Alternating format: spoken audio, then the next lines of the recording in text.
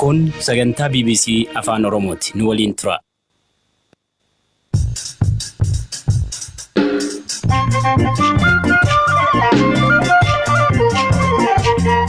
Akka mooltan dhaggeeffattoota keenya sagantaan raadiyoo BBC Afaan Oromoo muddee 25 bara 2019 eegaleera.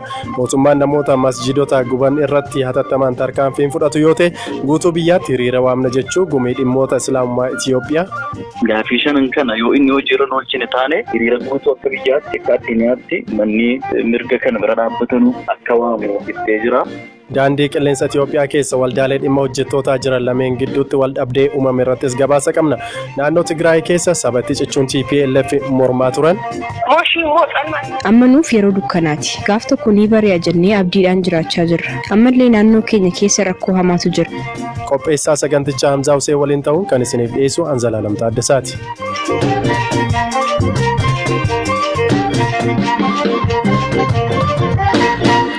jalqabarratti hordoftoota amantaa kiristaanaa bakka guyyaa dhaloota Yesuus Kiristoosiin isin ga'e jenna. Sagantaa jalqabaan naannoo Somaalee magaalaa Jigjigaatti rakkoo nageenyaa mudateen namni tokko du'uun namootni 4 madaa'an. Badii qabeenyaa namoota dhuunfaa fi masjidota irratti naannoo Amaaraa mooxaatti raawwate balaaleffachuuf Jigjigaatti kaleessa hiriirri gaggeeffameera. Haa ta'u malee booda bataskaanota gubuuf gareen tokko yommuu yaalii taasisan poolisiin naannichaa dhaabsuuf yeroo yaalu miidhaan dhaqqabu waajjira pirezidaantii naannichaatti gorsaan dhimmoota kominikeeshinii obbo Mohammed Olaad BBC Timaniru. Amaara ክልል አካባቢ naannoo Amaaraa magaalaa mooxaatti haala suukanneessaa ta'een suuqiin musliimotaa fi masgiidonni gubachuu hordofee Jigjigaatti uummanni balaaleffachuuf hiriira nagaa bahee ture. Hiriirichi karaa nagaan xumuramee gara qe'ee isaaniitti deebi'uuf yeroo jedhan humnoota muraasa jijjiirama naannichaa hin fudhannee fi mormaniin jeequmsi akka uumamu yaalamee ture. Isaanis garee sirnoota duraanii keessaa Abdii Muhammad Umar yookiin Abdiilee taayitaara tursiifna jechuun hundaa'an heegoo warra jedhamanidha. Isaan waliin qaamonni hojjetan biroonis jiru. Dhumarratti garuu qaamonni nageenyaa naannichaa haaricha to'annoo jala oolchaniiru. Lubbuun nama tokko as gidduutti darbeera. Namootni 4 madaa'aniiru. Kanaan ala miidhaan dhaqqabeen jiru. Kana keessatti namoonni hirmaatan poolisiidhaan to'atamuun qoratamaa jiru. ምርመራም እየተካሄደባቸው ያለ ጉሚን dhimmoota Islaamaa Itiyoophiyaa naannoo Amaaraa magaalaa mooxaatti badii masjidotaa fi qabeenya irra ga'e balaaleffachuun koree dhimmicha qoratu garasitti erguuf murteesse. Mootummaan naannichaa namoota yakka raawwatan irratti hatattamaan tarkaanfii hin fudhatu yoo ta'e guutuu biyyaatti hiriira dhimmicha balaaleffatu akka waamus ibseera. Itti dhiyeenyaan ibsaarra kenname nama beekanii fi hordofan keessaa Ustaas Kamil Shamsuu dubbisneerra. Koreen hundaa'e kun maal akka hojjetus gaafadheera. Ibsaarraa kana keessatti akkuma ibsametti inni jalqaba mootummaan naannoo Amaaraa dhimma kana itti gaafatamummaa fudhatee warroota qaama kana dhimma kana yookaan immoo gocha sanneessaa yookaan hojjetan kana seeratti akka dhiyeessu. Inni lammaffaan immoo akka miidhaa qaqqabe kanarratti immoo hamda fi akka inni waan bakka isa buusu compensation akka godhee masjiida deebi akka ijaaru namoota qabeenyaan isaanii jalaa barbadaa'e kanas guutuu isaanii akka deebisee ijaaree bakka itti deebisu waan jedhu. Inni kan biraagaa mootummaan naannoo Amaaraa uummata musliimaa maayinooriitii naannoo isaa keessa jiranuuf eegumsa fudhatu waan jedhu.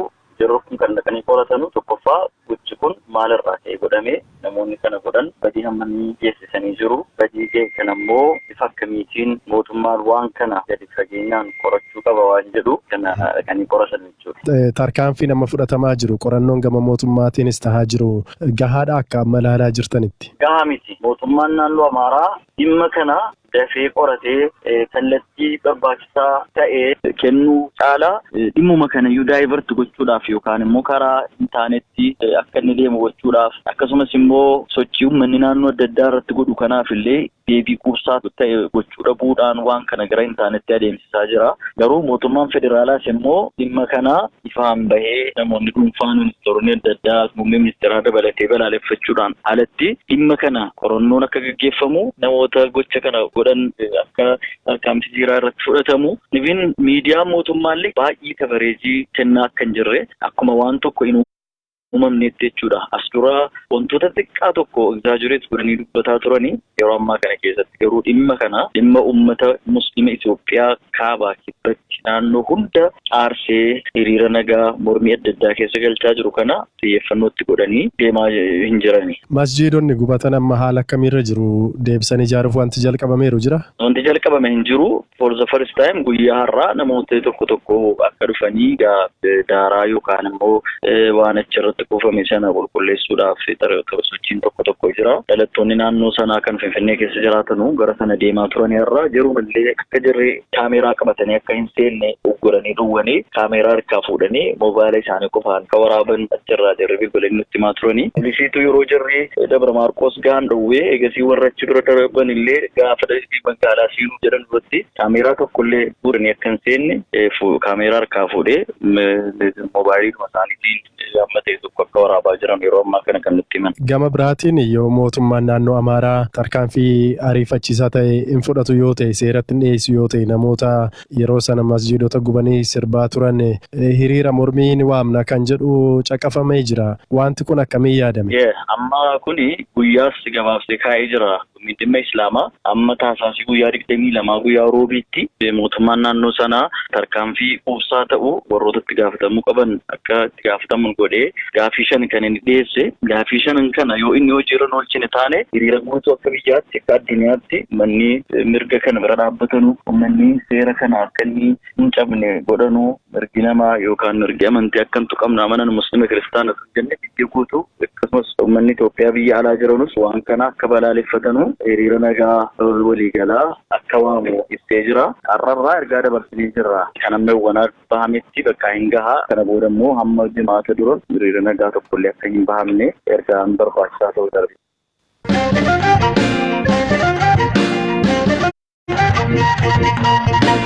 Daandii qilleensaa Itoophiyaa keessa waldaalee dhimma hojjettootaa jiran lameen gidduutti wal dhibdeen uumamuun dhaabbatichi Atakaaroo keessa galee akka ture yaadannoo yeroo dhiyooti. Keessattuu waldaan dhimma hojjettootaa inni haaraa hundeeffame hacuucamneerraa jechuun daandii qilleensaa komata. Daandii qilleensa Itoophiyaa garuu waldaa dhimma hojjetaa kamuu waliin walii galteedhaan hojjechuuf qophii ta'uu dubbata. Hamza Hussein gabaasa qaba. Daandii qilleensaa Itoophiyaa keessa waldaalee dhimma hojjettootaa lamatu jiru. Isaan kunneen gidduutti Atakaaroon uumameera. Waldaaleen kunneen lameen waldaa dhimma hojjettootaa akka ganamaa fi waldaa dhimma hojjettootaa kan ammaa jedhamuun of moggaasanii waa'ee mirga hojjettootaa irratti hojjetaa akka turan dubbatu. Waldaan dhimma hojjettootaa akka ganamaa kun waggaa 58 dura kan hundeeffame yoo ta'u, maqaa isaa kanaan ministeera dhimma hojjetaaf hawaasummaa irraa beekamtii akka argate dura ta'an waldichaa obbo Abduu Yimar ni dubbatu. Waldichi hojjetaa fi hojjechiisaa gidduutti hariiroo mishaa uumuun faayidaa miseensa isaa kabachiisaa jiraachuus dubbataniiru.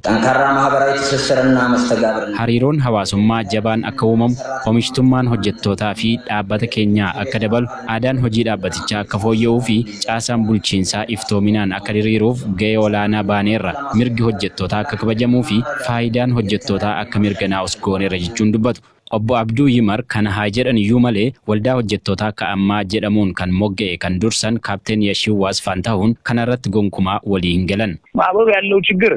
Waldaan duraan ture sun jaalala addaa warra garee bulchiinsaa wajjin qabaachaa hojjetaa immoo qoollifataa ture. Mirgaa fi faayidaa hojjetaa kabachiisuu irratti gaheen inni baachaa ture gadi aanaadha jechuun komatu. Daandiin qilleensaas dhiibbaa guddaa hojjettoota miseensa waldaa isaanii ta'an irraan ga'aa akka ture dubbatu kaapteen Yashiwaas.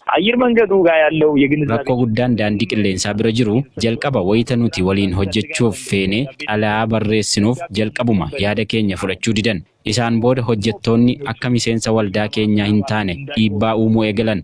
Haalota eeggatanii hojjettoota ari'aa turan. Hojjetaan miseensa waldichaa ta'e akka miindaa isaarraa kutee maallaqaan waldicha hin tumsineef bulchiinsi humna namaa daandii qilleensaa Itoophiyaa dhiibbaa guddaa uumaa ture jechuun rakkoo isaanirra ga'aa jiru ibsatu.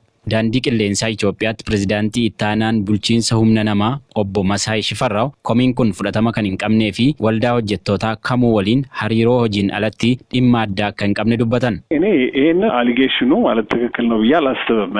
Jetteen kun dhugaadha jedhee tasuma hin fudhu. Sababni isaa waldaa ganamaa ka jedhamu kun waggaa 57 oliif ka turedha. Waliigaltee waliin nu hojjechiisu ka yeroo dheeraa waliif mallatteessinee qabna. Kan haaraa hundaa'e kun garuu adeemsuma waliin hojjechuuf nu dandeessisu iyyuu hin fixanne. Nuti lamaan irraayyuu fedhii addaa hin qabnu. Hariiroo addaas hin qabnu. Waldaan haaraa hundeeffame kunis miseensa qabu beeksifatee nu waliin hojjechuu danda'a. Wanti dhorke hin jiru. Gaaffii guddaan wanti waldaalee kunniin adda baase maalidha ka jedhudha. Isaan gidduu goree kalamatti isaan baase bulchiinsa daandii qilleensaa miti jechuun komii isaan irratti ka'ee ofirraa ittisan. Isa hojjettoonni waldaa haaraa hundeeffameef akka buusii hin buusne gootaniittu jedhamuun komiin irratti ka'eef ammoo hojjetaan akka buusii hin buusne dhowwinee osoo hin taane hojjetaan fedhii isaa ta'uu mallattoodhaan akka mirkaneessuu qabu ejjennoo keenyaa jedhan. Hundeeffama waldichaatiin wal qabatee komii irratti ka'eef wayita deebii kennanis xalayaa eeyyamaa ministeera dhimma hojjetaa fi hawaasummaarraa kennameef fudhannee amma akka waldaa seera qabeessaatti beekamtiin kennameeraaf jedhan.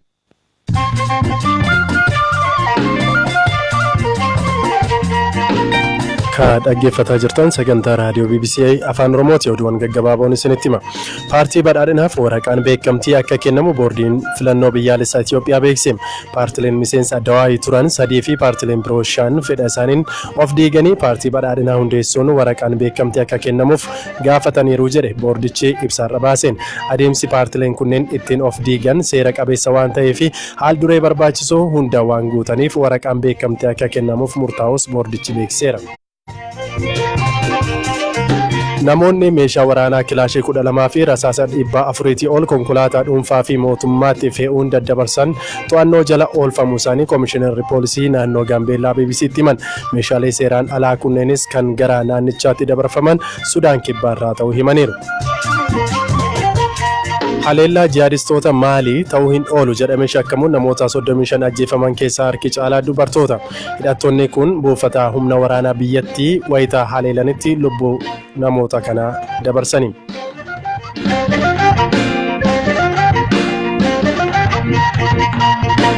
Sagantaa keenya xumuraarra geenyeeti kan jiru naannoo Tigraay keessa hawaasa TPLF mormuu arguun hafee paartii siyaasaa morkataa ta'e arguun illee waan hin yaadamne fakkaata. Dhugaan jiru garuu kana miti jedhu hawaasni Igrii Hariibaa maqaan Albaaniyaa jedhamu kennameef. Waan TPLF ciccinee mormineef moggaatti baanee maqaan Albaaniyaa jedhamus nuuf kennamee jedhu namoonni naannoo kana BBC'n dubbise. Hawaasni Albaaniyaa yookaan Igrii Hariibaa ammallee sagalee dhokfatanii TPLF'n mormaa jiru. Wayita TPLF magaalaa Maqaleetti xaxatee galan kanatti immoo rakkoon daranuu nutti hammaatee jedhu namootni kunneen. Hamza Hussein. Naannoo Tigraay keessatti hawaasni Albaaniyaa jedhamuun maqaan moggaafameef tarii Albaaniyaa ishee kibba Awurooppaa kutaa Baalkaan karaa bahaan qarqara irratti argamtu waliin wanti walitti fiduu jiraachuu dhiisu mala. Albaaniyaan isheen naannoo Tigraay waggoota dheeraaf paartii aangoo harkaa qabu TPLF ejjennoodhaan mormaa waan turteef uummatarraa adda baafamtee waan moggaatti baateef maqaan kun akka kennameeftu himama. Warri Igrii Hariibaa kan maqaan Albaaniyaa jedhu mogga'eef yeroo ta'etti deeggartoota TPLF turan. TPLF waliin kan atakaaroo keessa galan fedhii addaa qabaatanii osoo hin taane gaaffii haqaa cimsanii itti cichanii gaafachaa waan turanii fi hacuuccaa baachaa hacuucaa waliin nagaan jiraachuu hin dandeenyu jennee waan falmineef qofa moggaatti baafamne jedhu namoonni naannoo kanaa BBC'n dubbise. Har'a garuu haalonni jijjiiramaniiru. TPLF Finfinnee gadi dhiisee xaxatee Maqaleetti gugateera. Ilaalchi warri Igrii Hariibaa TPLF'if qabanoo jijjiirameera laata. Haadha ijoollee 3 kata'an qonnaan bultuun hawaasa Igrii Hariibaa keessaa tokko ta'an Aadde Algaanash Gabrahiwat mormii warra Albaaniyaa kanneen dursan keessaati. Shorkeessummaan himatamanii waggaa 3 hidhamaniiru. TPLF'if jennee osoo hin taane uummata Tigraayiif jecha har'as callisuu filanneerra jedhu. Wayita bakka biraarraa manni qabeenyi gubateera jedhamu ni dhageenya. Kun nu birattis akka hin uumamne ijoolleen keenya akka tasgabba'an ni gorsina. Dhaaba kanaaf yaadnee osoo hin taane ofiif jenneeti. Walitti bu'iinsaa fi qocolloo osoo hin taane nagaa barbaanna. Maqaan isaanii akka heeramu kan hin feene maanguddoon Igrii Hariibaa kabiraan yakka shororkeessummaan himatamanii ji'oota 14f dhimma isaanii biyya alaa ta'anii hordofaa erga turanii booda hidhaan waggaa 4 itti murtaa'eera. Maanguddoon kun waan darbeef haaloo bahuun anaaf hin barbaachisu jedhu.